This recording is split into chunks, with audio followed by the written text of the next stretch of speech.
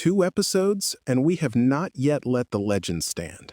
In the first, we built the machine, a name that stood level with kings, a husband who taught cruelty by example and called murder excessive, a frontier so soaked in war that a beaten girl did not register, a law that gave a noblewoman near total power over the bodies of the people beneath her, and gave those people no door to knock on. And then, one January morning in 1604, the death of the one man who had ever told her no. In the second, we went into the cellars, and we found that the machine ran for 20 years on the bodies of servant girls, and nothing happened, because nobody counts a servant. It only jammed when she started taking in the daughters of the gentry, girls with names, girls with families who could write to a king. We found the 300 witnesses, and we found that most of them were repeating rumor, and that the famous 650 came from one woman describing a book that was never found. And underneath all of it, when we stripped the hearsay away, we found something real and small and terrible. A shoemaker's daughter named Ilonka, a young mother named Model, 80 counts of murder, and a woman who was never put on trial for any of it. That last part is where tonight begins. She was never tried. The most notorious woman in European history, and there was no trial, no verdict, no sentence. A wall, a slot for food, and 4 years of silence. Tonight, we ask why, and the answer is going to lead us somewhere the legend never wants to go. To the money. It is 1610. A woman rides to collect a debt. She is a widow now, 6 years widowed, and she is one of the wealthiest landholders in the kingdom, and the kingdom owes her money, a great deal of it, loans her late husband made to the crown to pay for the war against the Turk, back when the crown could not pay for its own war. That debt did not die with him. It passed to her, the way the land passed to her, the way everything passed to her. So she does what any creditor does. She goes to be paid. The man who owes her is the king, Matthias, the second of that name. And Matthias does not have the money. Matthias never has the money. He is a Habsburg on a broke throne, propping up a war with borrowed coin. And here is this Protestant widow at his door, with a ledger of her own, a real one, asking for what is hers. Some weeks later, the king writes a letter. He asks the Palatine of Hungary, the highest officer in the land, to look into some troubling rumors about the Countess Bathory. Some weeks. That is the gap. She asks to be paid, and some weeks later, the machinery of her destruction begins to turn.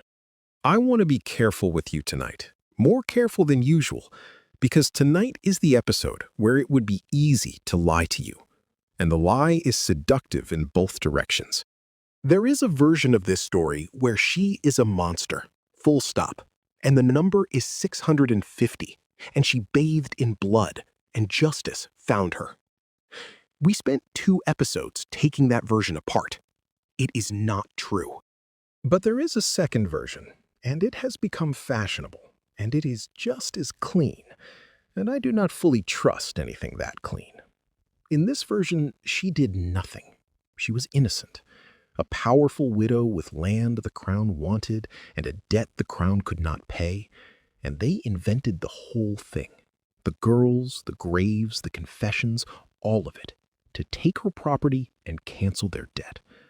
A woman destroyed for the crime of being rich and female in a country run by frightened men.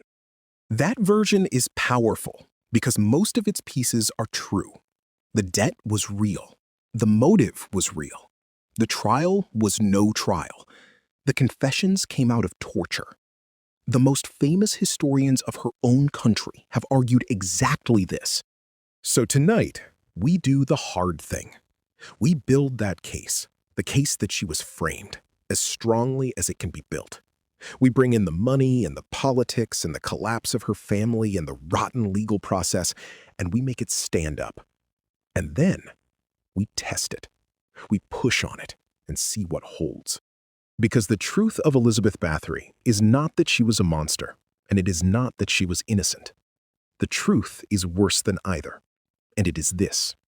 Both things happened at once. Real girls died in that castle, and powerful men used their deaths for profit. She was guilty, and she was framed. Those are not opposites. In this story, they are the same event.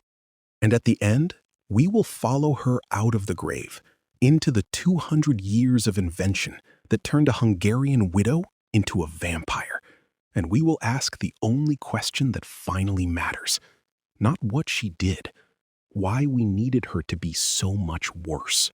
Start with the debt, because the debt is the engine. Ferenc Nadasdy, the Black Bey, spent his life fighting the Ottomans on the crown's behalf. And war is expensive, and the crown was poor. And so, like many great nobles, Nadasdy lent the crown money to keep its own armies in the field. That was normal. That was how a broke monarchy fought a long war. It borrowed from the men who were doing the fighting. When Ferenc died in 1604, that loan did not vanish. It became an asset of his estate, and his estate became his widow's to manage. So Elizabeth Bathory was now, on paper, a creditor of the Habsburg crown. The King of Hungary owed her family a fortune, and the fortune was overdue, and she was within her rights to want it back. Now put yourself behind the king's eyes. Matthias II is not a strong king. He is a Habsburg, holding a fractured Hungary together with debt and prayer, in the aftermath of a 13-year war that emptied every treasury it touched. He owes this woman more than he can pay, and there is only one clean way in the world to make a debt disappear. You make the creditor disappear. If Elizabeth Bathory were convicted of a serious crime, her estates would be forfeit, confiscated by the crown. And a strange and convenient thing happens to a debt when the crown seizes the estate that holds it. It is canceled. You do not owe money to a traitor. You do not repay a convicted murderer. The whole obligation simply evaporates. And on top of that, you take her land. So look at the timing again, because the timing is the most damning fact in the entire case, and it cuts against the crown, not the Countess. She goes to demand repayment. Weeks later, the king asks the Palatine to investigate rumors. The investigation that ends her life begins in the same season she asks to be paid. I am not going to tell you that proves a conspiracy. I am going to tell you that if you saw that sequence in any other case, in any courtroom, you would want to know a great deal more before you trusted the verdict. Now, the second man, the Palatine, Georgi Thurzo. You met him in part 2 as the officer who rode up the hill and arrested her at her dinner. Here is what I did not tell you then, because it belongs here. Thurzo was not a stranger to this family. He was her relative. He was connected to the Nadasdy household closely enough that Ferenc, on his deathbed, is said to have entrusted his family's affairs to him. The man who investigated Elizabeth Bathory, who collected the testimony against her, who arrested her and sealed her fate, was a kinsman who had been asked to look after her. And Thurzo had ambitions of his own. He was an ally of the king. He wanted his own son to rise, possibly to the princedom of Transylvania, which put him in direct competition with the Bathory family's power in that region. He had already been involved in moves against her cousin, Prince Gabor Bathory. Whatever else Thurzo was, he was not a neutral party handed a case. He was a man with a stake in the outcome, investigating a relative whose downfall would clear his own path. And here is where it stops looking like justice and starts looking like a negotiation. Because Thurzo did not push for a trial, he pushed against one. Think about what a public trial of Elizabeth Bathory would have meant. Her guilt argued in open court, her estates confiscated by the crown on conviction. The Nadasdy and Bathory and Zrinski families, some of the greatest houses in Hungary, watching their wealth vanish into the king's treasury over the crimes of one woman. Nobody with power wanted that. Not really. So a deal was made. Thurzo sat down with her son, Paul Nadasti, and with her sons-in-law, Nikola Zurski and Georg Drugeth. And what they arranged was not justice. It was containment. Elizabeth would not be tried. She would not be executed. She would be walled up in her own castle, quietly, and she would stay there until she died. No public trial meant no public confiscation. The estates would stay in the family. The scandal would stay in the family. And the king's debt? The king's debt was gone either way. A woman sealed in a room does not ride out to collect what she is owed. Look at what everyone got. The king got his debt canceled and his creditor silenced, without the mess of a trial that might have raised questions about why a Habsburg owed a Protestant widow so much money in the first place. Thurzo got a rival family neutered and a case closed on his own terms, with his own kinswoman as the price, and the gratitude of her heirs for keeping the property in their hands. The heirs, Paul and Zrinski and Drugeth, got the estates. All of it. The land that would have gone to the crown on a conviction stayed with the family, because there was no conviction. There was only a wall. Everybody at that table walked away richer or safer, or both. Everybody except the woman in the room upstairs, and of course the girls in the garden, who had no one at the table at all. That is the deal that decided her fate. Not a court, not a verdict. A conversation between powerful men about how to divide what she left behind while she was still breathing. And if that were the whole story, she would be a martyr, a woman devoured by men who wanted her money. But it is not the whole story, because the men who profited from her fall did not invent the bodies. The bodies were already there. Let me now make the strongest case I can that Elizabeth Bathory was innocent. Not a weak version, the real one, the one serious historians have spent careers building. I want you to feel its full weight before I touch it. It starts with two names, Laszlo Nagy, Irma Sadecki-Kardos, Hungarian historians who looked at this case and concluded that what happened to the Countess was, in large part, a political killing dressed as a criminal one. Here is their country in 1610.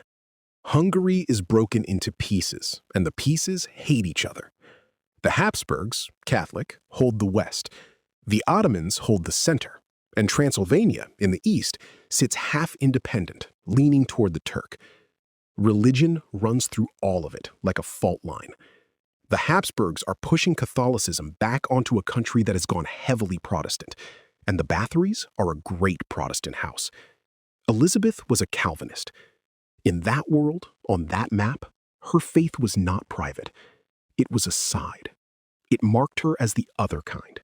Now add her family's politics, because this is the piece most retellings leave out entirely, and it may be the most important piece of all. Her cousin, Gabor Bathory, was the Prince of Transylvania, and in exactly these years, 1610 and 1611, Gabor was becoming a disaster. He was reckless. He seized a Saxon town and trampled the old privileges and started an uprising at home.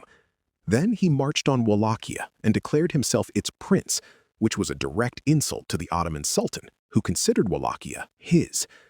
By 1611, Gabor had managed the rare achievement of enraging everyone at once, the Saxons, the Ottomans, and the Habsburg king Matthias, who saw Gabor's adventures as treachery and invaded Transylvania to punish him. The Bathory name, in other words, was radioactive in precisely the window when Elizabeth was arrested. Her family was the great Protestant threat on the eastern frontier, allied by blood to a prince who was picking fights with both empires at once. And Elizabeth held vast estates, strategic land, wealth that could fund exactly the kind of Ottoman-backed Hungarian independence that Gabor represented and that Matthias feared most. So look at what the frame-up thesis can now say. Here is a rich Protestant widow of a dangerous family sitting on land the crown wants and money the crown owes at the exact moment her cousin is threatening the whole Habsburg position in the east. Destroying her solves a debt, seizes strategic territory, and cuts one more root out from under the Bathory family in a season when the crown is trying to kill that family's power. You would almost have to invent a reason not to move against her. And then the thesis turns to the evidence itself, and this is where it is strongest. She was never tried. I keep returning to this because it will not stop being astonishing. There was no court, no defense, no chance to answer the charges.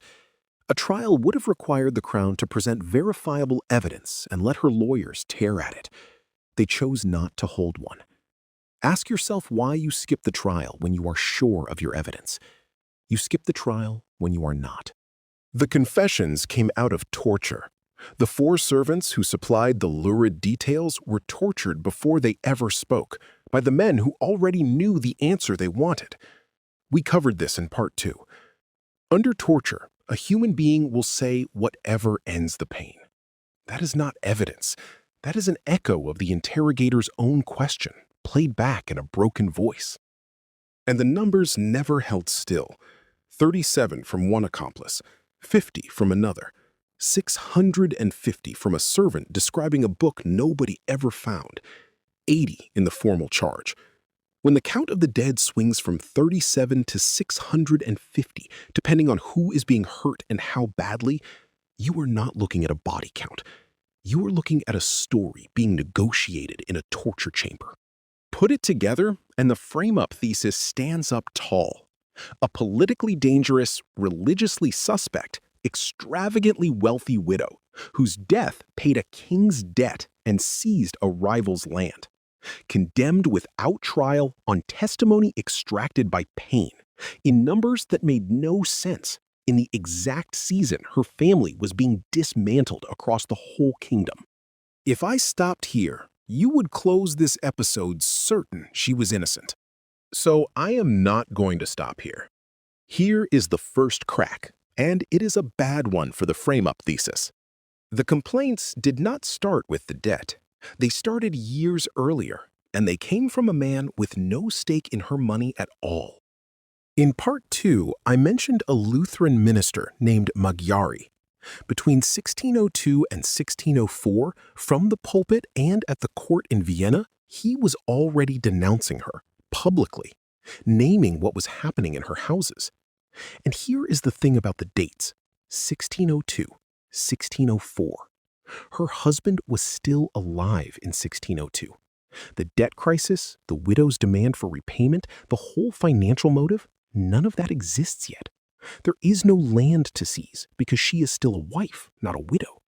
There is no king's debt to cancel by killing her because that machinery is years away.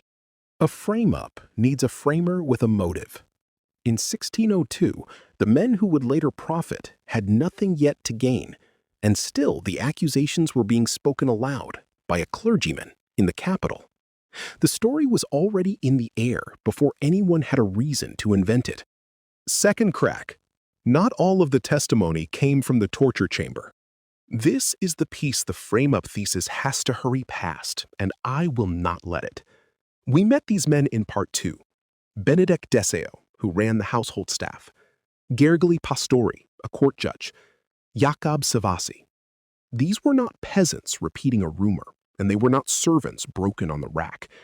They gave detailed, specific, first-hand accounts, and the record does not show them being tortured to do it. Deseo named Ilonka, the shoemaker's daughter, and described what was done to her. Pastori and Savasi described Model, the young mother made to play a child.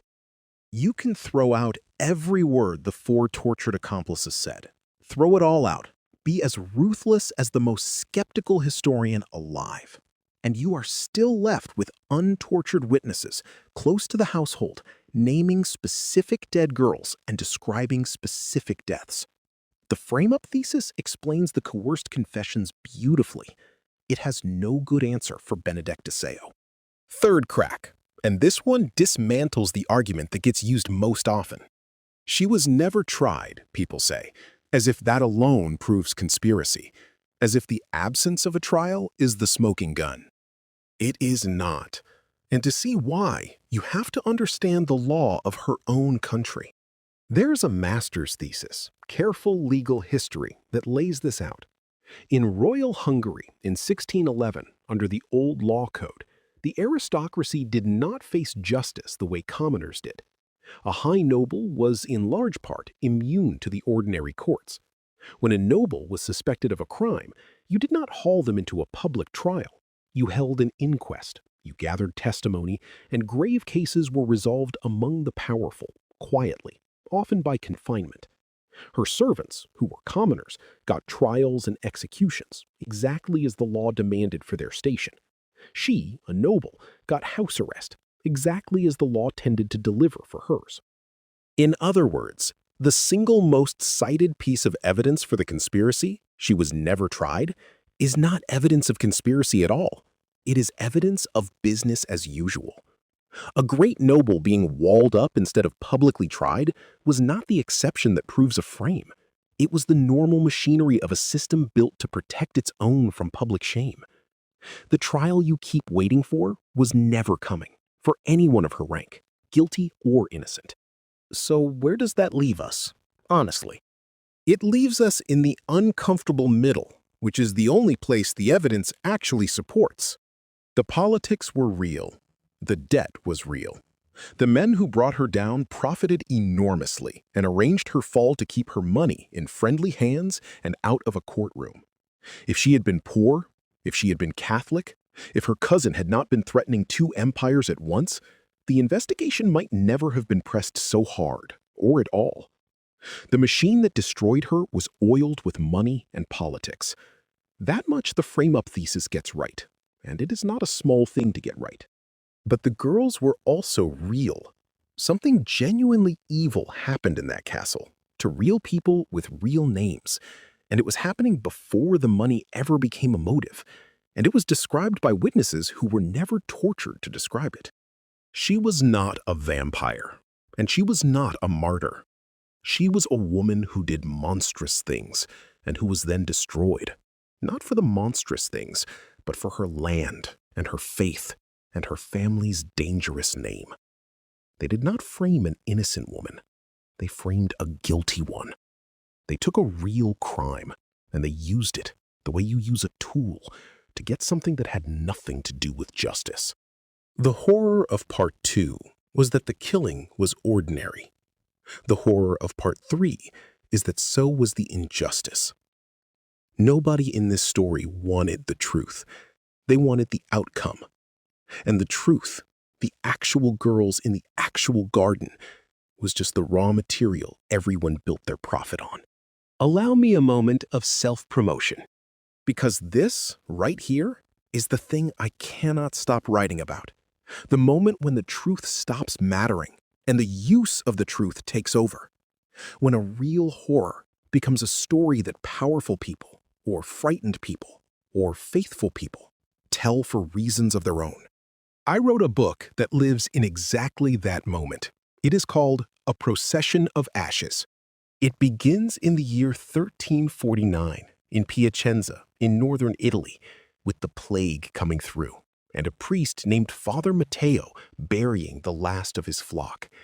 And then the flagellants arrive, the brotherhood of broken flesh, a ragged procession that has whipped itself across a dying countryside, turning its own suffering into scripture, led by a man named Fra Aurelino, who is raising something that is not quite a hymn. And beside Matteo stands a physician, Tommaso Bellini, a man of observation in an age that does not want any, trying to find the pattern underneath the faith and the fever, the place where devotion and disease stop being two different things. It is a book about a crowd that catches a belief the way a body catches a plague, about how a story moves through frightened people and takes them over, which is, I think, the same thing we have been watching happen to Elizabeth Bathory for 400 years. A real horror, caught and spread and shaped until nobody can find the truth underneath it anymore. If this trilogy has its hooks in you, that is the country I was writing in. Cold and faithful and afraid. A Procession of Ashes is the first book of the Black Hours, and it stands completely on its own. It is short, meant to be read in 1 or 2 sittings, preferably after dark. Take it. Read it somewhere with the lights on. Now, one last place to go. We have buried her. Let us see what climbs back out. Elizabeth Bathory died in the walled room in 1614. And that should have been the end of her. A guilty woman, quietly contained, her crimes real but modest by the standards of a savage age, her name deliberately kept out of open court so that no one would have to say aloud what everyone had arranged. By every intention of the men who buried her, she was supposed to vanish. Instead, she became immortal. And I want to show you how, because the how is the real subject of this whole trilogy. In part 2, I told you the bloodbath was born in 1729 in a Jesuit's book, more than a century after she died. That is where the myth enters print. But a myth does not stop the moment it is written down. It grows. And watching it grow is like watching something feed. By 1796, another writer, Michael Wagoner, takes the bloodbath and repeats it, hardens it, passes it along as fact, and now it has 2 authorities behind it instead of 1, and a century of retelling to give it weight. Then the 19th century gets hold of her, and the 19th century loves a monster. Somewhere in there, she acquires an Iron Maiden, a spiked torture device that closes on its victim like an embrace. It is a wonderful, terrible image. It is also almost certainly an invention. The Iron Maiden, as we picture it, is largely an 18th and 19th century fantasy, and its attachment to Bathory is late, bolted on because it fit the growing legend, not because it was ever in the record. The count hardens too. 650. That number, from a servant describing a book no one ever saw, sheds every doubt the notary once wrote beside it, and becomes simply the number, printed on covers, recited in documentaries. And eventually, she gets pulled into the orbit of Dracula. You will hear, constantly, that Elizabeth Bathory inspired Bram Stoker, that the blood and the youth and the Carpathian setting fed directly into the vampire. Historians who have actually gone through Stoker's notes find no real evidence for it. But it does not matter. The claim is too good. It welds the real Hungarian widow to the greatest vampire in fiction. And the weld holds, because we want it to hold. Here is what I find almost unbearable about all of it. Her own words survive. Dozens of her letters are still held in the archives. Careful, literate, ordinary letters about money and property and family and the running of estates. A meticulous woman managing a small kingdom from a writing desk. That is the documentary record of Elizabeth Bathory in her own hand. Account-keeping, administration, the texture of a real life. Nobody wants those letters. They do not sell. They cannot compete with a woman rising naked and young out of a bath of virgin blood. So we kept the bath, and we threw away the letters. We took a guilty, ordinary, administrative woman who tortured servants because her rank and her world led her, and we drowned her, on purpose, in an ocean of invention, until she was something grander and cleaner and further from us than she ever was. Because the real Elizabeth Bathory is the unbearable one, a vampire you can hang on the wall with the other monsters. But a woman? An intelligent, ordinary, administrative woman who did those things simply because the people below her did not count, and who was then sold off in pieces by men who did not care? That one does not stay safely on the wall. That one could be a neighbor. That one could be a system. That one, God help us, could be us. 3 episodes ago, I told you I did not want to show you the killing. I wanted to show you the machine. I hope you see now why. Because the killing, in the end, is the least interesting thing about Elizabeth Bathory. The killing is what a person does when a law and a war and a name and a house of frightened servants and a marriage to a cruel man all agree that certain other people do not count. Take the restraints off a human being like that, and this is what you get. And it is not rare, and it is not supernatural, and it is not even, in the long history of the powerful, unusual. It only became a legend because the woman at the center of it was wealthy enough to be worth destroying and strange enough to be worth remembering. And everything after, the trial that was never held, the debt that quietly vanished, the estates that stayed in the family, the bath, the maiden, the vampire, the number on the cover, all of it was other people reaching into her story and taking what they needed. The king took his debt. The Palatine took his rival. The heirs took the land. The Jesuit took a moral lesson. The novelists took a monster. And we, tonight, 400 years on, we have taken 3 hours of story out of a garden full of girls whose names were never written down. So here is the question I will leave you with, the one I cannot answer, and I have tried. We remember the woman who is supposed to have bathed in blood. We put her in films. We know her name. We do not know the name of a single girl who actually died in that castle. Not the servants. Ilanka we have, because a man happened to say it once. The rest are a number, and the number is probably wrong. We remembered the killer, and we forgot the killed. We remembered the legend, and we forgot the truth. And I am not sure, after 3 episodes, that we did it by accident. I think the monster is easier to live with than the machine. I think she always was. That is the Blood Countess.